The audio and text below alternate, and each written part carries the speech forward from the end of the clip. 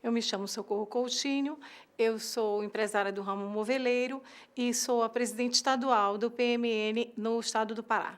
Eu entrei na política há 28 anos atrás, num trabalho social que me fascinou. Quando você pode ser via de acesso para as pessoas mais carentes de coisas boas, você se apaixona. Eu me apaixonei pelo trabalho social que desenvolvia com alguns amigos. A partir desse momento, comecei a trabalhar na área política e não parei mais. Eu já militei em outros partidos e estava um pouco desiludida e conheci a doutora Thelma e ela me fez o convite para que eu viesse assumir o PMN estadual. E conheci o PMN, conhecendo ela, gostei, achei que estava dentro de um lugar onde nós poderíamos fazer um bom trabalho. Na minha visão, a mulher do meu estado ela precisa ser mais ousada, né? Ela precisa ser mais política, ela precisa vir mais para a linha de frente do cenário político. Hoje, o que nós encontramos é uma dificuldade muito grande das mulheres se lançarem candidatas, por exemplo. Elas estão muito acostumadas a trabalhar para os homens. E eu hoje tenho trabalhado muitas mulheres do Estado para que elas venham candidatas e se estejam inseridas na política do nosso Estado. E isso tem sido uma dificuldade, mas que nós estamos vencendo. Aos poucos, a mulher está sendo colocada no seu devido lugar e está tomando o espaço que ela tem que tomar dentro do cenário político municipal, estadual e nacional. Nós estamos trabalhando, o PMN Mulher está trabalhando dentro do estado do Pará, cursos de formação política e de formação profissional. É isso que nós estamos pretendendo trabalhar dentro dos municípios do estado do Pará. A mulher brasileira vem ocupando o seu espaço no cenário nacional e cada vez mais ela vem trabalhando para que ela possa estar realmente ajudando o país, nosso país, a crescer.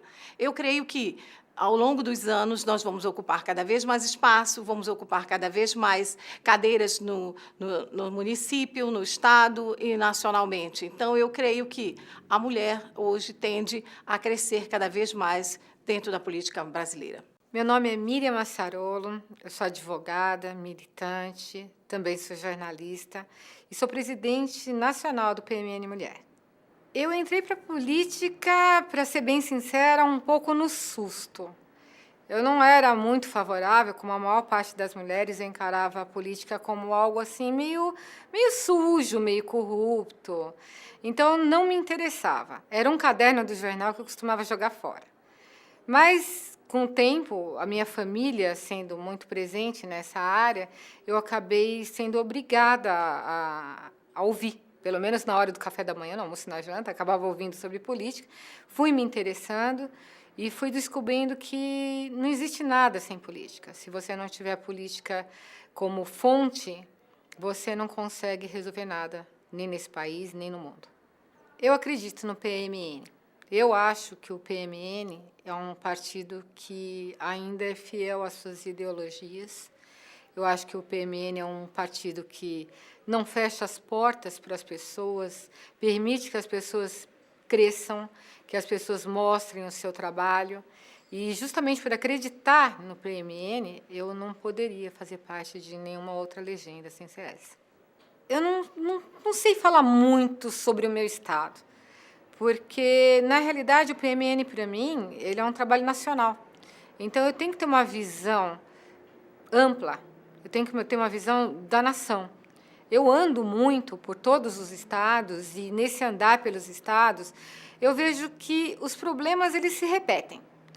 Em número, às vezes, um pouco mais elevado num lugar do que no outro, às vezes, uma situação mais grave num lugar do que no outro, mas as mulheres sofrem violência do norte ao sul no país. As mulheres sofrem discriminação em todos os estados do país. As mulheres ganham mais, ainda que façam a mesma coisa. Desculpa, não é nada disso. As mulheres ganham menos, ainda que façam a mesma coisa em todos os lugares do país. Lógico que existem exceções. Essas despontam. Mas a grande maioria sofre os mesmos problemas. Problemas com o marido, com o filho, com a família. E eu acho que a função de uma política, a função de uma dirigente política, é levar para essas mulheres soluções, ou, pelo menos, trabalhar com elas formas de minimizar esses problemas. Num país tão carente como o Brasil, você falar em políticas femininas, você tem que falar de tudo, de tudo. A gente precisa de tudo. mas nós acabamos de ter o nosso primeiro encontro nacional. E nesse encontro nacional, nós levantamos logo de cara 3 bandeiras. A primeira bandeira a ser trabalhada é a bandeira da violência contra a mulher. Não só acenando com a lei, mas fazendo com que ela entenda o que essa lei propõe e que ela possa refletir e utilizar ou não essa lei. Ela não pode agir de uma forma impetuosa, num momento de nervoso, por exemplo, mas ela também não pode deixar de agir se não for simplesmente um momento, mas se for uma constante na vida dela, a situação que ela está vivendo. Também é importante que a mulher entenda que a violência não é só uma violência física. Muita gente encara que violência é eu apanhei. Não é isso. A violência ela pode ser emocional, ela pode ser psicológica, ela pode ser 1000 tipos de assédio. E toda mulher tem que estar consciente dessa variação. Porque se ela não estiver consciente dessa variação, ela nunca vai conseguir enxergar se ela está enquadrada dentro desse problema violência feminina, violência contra a mulher, melhor falando, ou não. A segunda grande bandeira que nós estamos levantando é a bandeira do meio ambiente. E daí nós também temos que trabalhar com as mulheres que meio ambiente não é simplesmente você falar de algo verde, não é você defender as árvores, né, ou a água. Isso também é meio ambiente, mas é um meio ambiente natural. Fora isso, nós temos o meio ambiente urbano, o meio ambiente cultural, e nós temos que defender todos eles. Hoje em dia, uma grande bênção é a informação. Você recebe em tempo real informação no Brasil todo, mas essa mesma bênção pode ser um problema se ela trouxer uma coisa chamada um processo de aculturação. Você perde sua cultura de origem para substituir a sua cultura por algo que não é teu. Então, você fica entre 2 mundos. Isso é um problema também a ser combatido. De que forma você pode aceitar e agregar o que for de bom sem perder o que é seu de origem? É uma das nossas bandeiras esse ano também. E uma terceira grande bandeira que nós temos, e isso a gente fala como uma bandeira feminina, mas na realidade é da população como um todo, é a bandeira da saúde. Como usar o que nós temos na Constituição garantido como um direito, o direito de todo ser humano, de todo brasileiro, ser atendido na sua saúde. E esse direito ele vem de um dever que é um dever do Estado. Mas não é o que nós vemos. Nós temos dificuldade em sermos atendidos em postos de saúde, nós temos dificuldades em conseguir um remédio gratuito, ou até mesmo de conseguir um remédio que não seja gratuito, mas mais barato. E eu acho que isso tem que ser trabalhado com as nossas mulheres, tem que ser trabalhado nos nossos municípios, porque a saúde é fundamental. Sem a saúde, não vai adiantar a gente falar nem de violência e nem de meio ambiente. Sem a saúde, a gente não vai ter nada. Eu acho que as expectativas para o futuro da mulher na política brasileira são excelentes.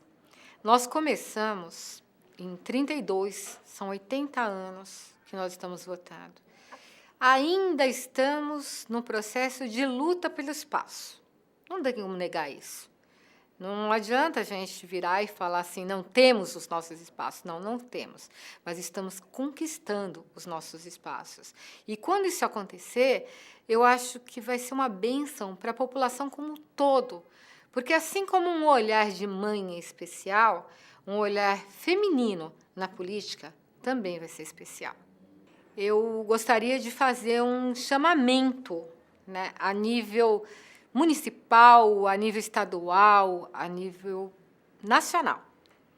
Mulheres, acordem e venham compor conosco. Os nossos quadros estão abertos, as nossas portas estão abertas. Nós queremos mulheres que estejam dispostas a debater tudo aquilo que pode ser importante para as próprias mulheres, para os seus filhos, para os seus maridos, para a cidade, para o Estado, para a nação. Nós queremos ocupar esses espaços que estão sendo abertos mas nós queremos que esses espaços sejam ocupados com racionalidade e com responsabilidade. Então, eu peço a todas as nossas dirigentes, todas as nossas mulheres do PMN Mulher, que tragam outras mulheres e que nós possamos fazer um belo trabalho em função dessa classe, que é ainda uma minoria, ainda que sejamos tecnicamente uma maioria, 51%, nós ainda somos uma minoria. A partir do momento que nós temos que lutar tantos ainda pelos direitos mais básicos. Meu nome é Thelma Ribeiro dos Santos, sou advogada, militante e milito na política por vontade, por gosto, por decisão.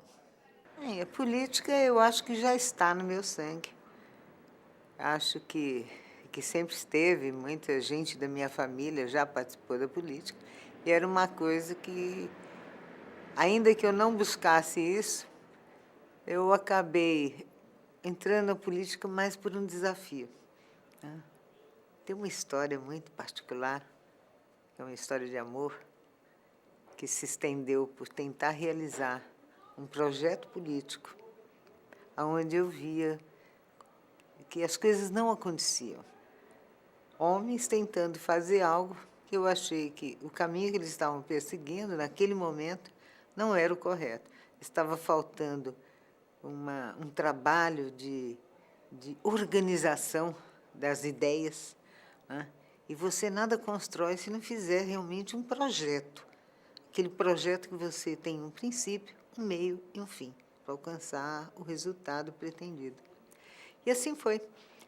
Eu tive uma participação já desde o início, mesmo não tendo particularmente atuado na política, mas eu busquei entender o que era preciso ser feito.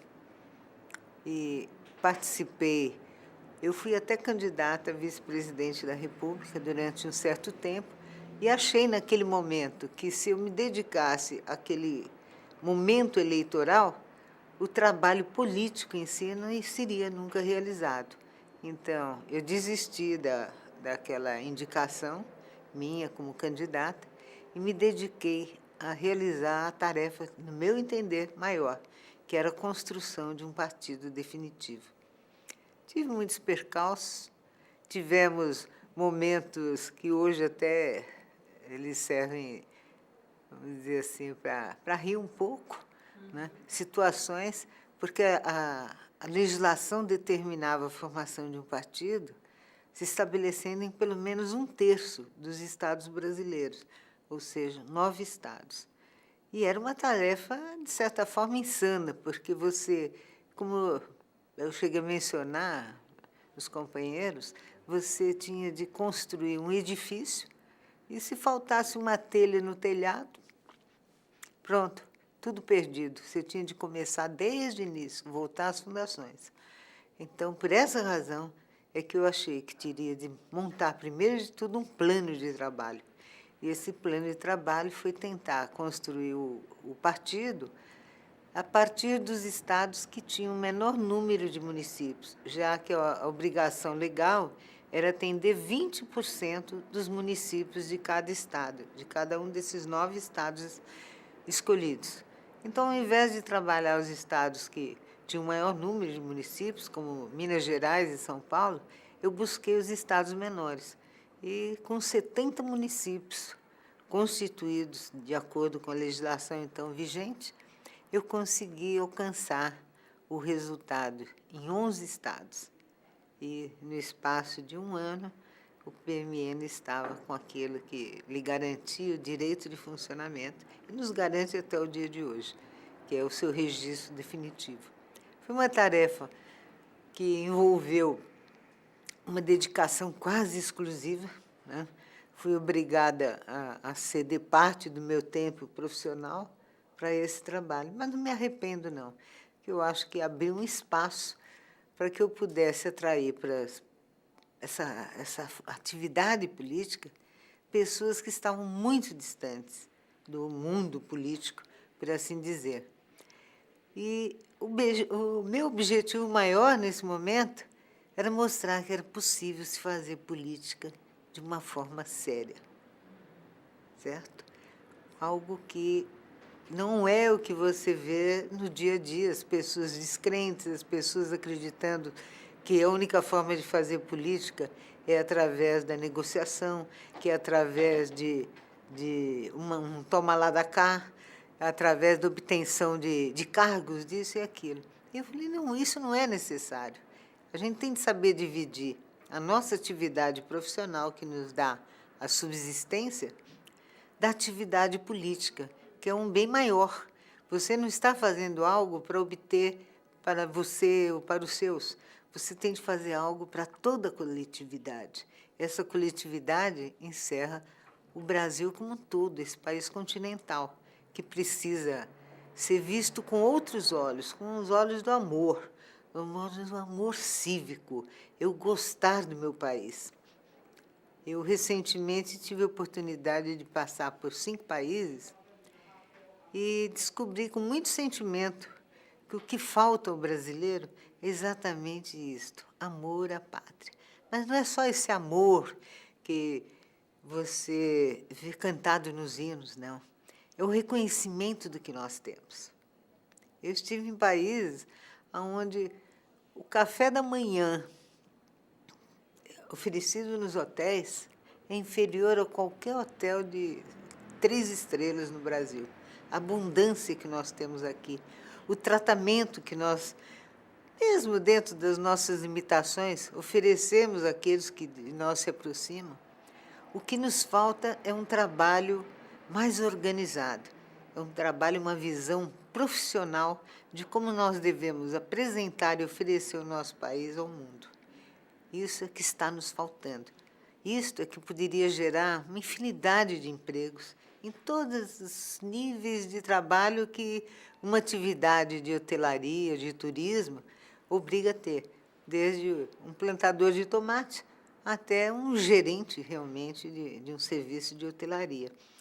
O serviço de turismo, a valorização do que nós temos de melhor, os nossos rios, a riqueza das nossas florestas, nossa, o nosso mar, as nossas praias, tanta coisa linda nós temos para oferecer ao mundo, mas nós não estamos sabendo tirar disso o melhor proveito. Tanto os homens quanto as mulheres no Brasil, e as mulheres em maior quantidade, já que são maioria, têm esse profundo complexo de inferioridade.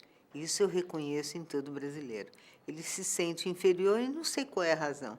Esse aqui, eu acho que é o único país que é realmente miscigenado.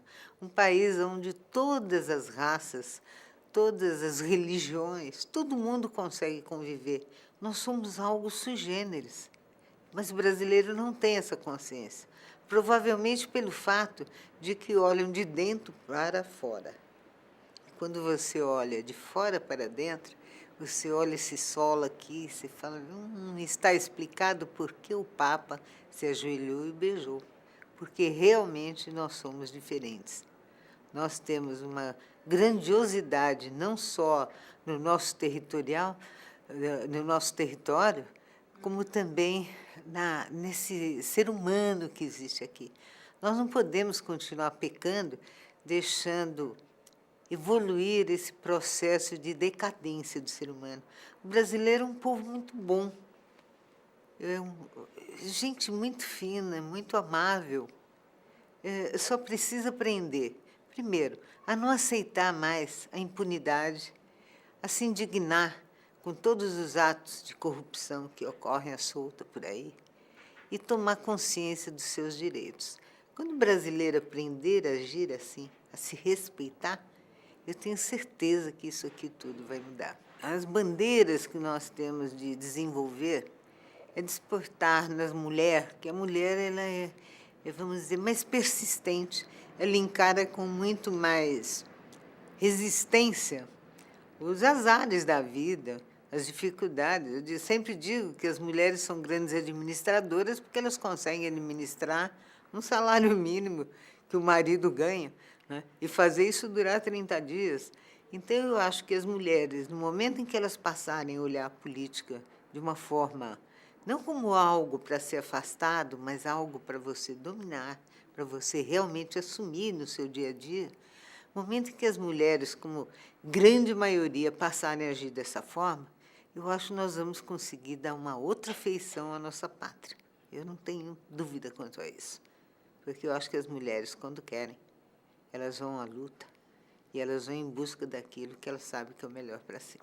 Eu espero que a grande maioria tenha a mesma garra que eu acho que todo mundo diz que eu tenho, né? De não ter medo de encarar o desconhecido, de não ter medo nem vergonha daquilo que não sabe, porque você só não sabe as coisas até o momento que você passa a adquirir o conhecimento a respeito dela. Esse é um momento divisor de águas, né? Eu posso não saber como fazer alguma coisa, a partir do momento em que eu tenho vontade, quero e me dedico, eu vou aprender e pronto, acabou o desconhecimento. Aquilo passa a fazer parte da minha vida, eu posso partir para outras coisas.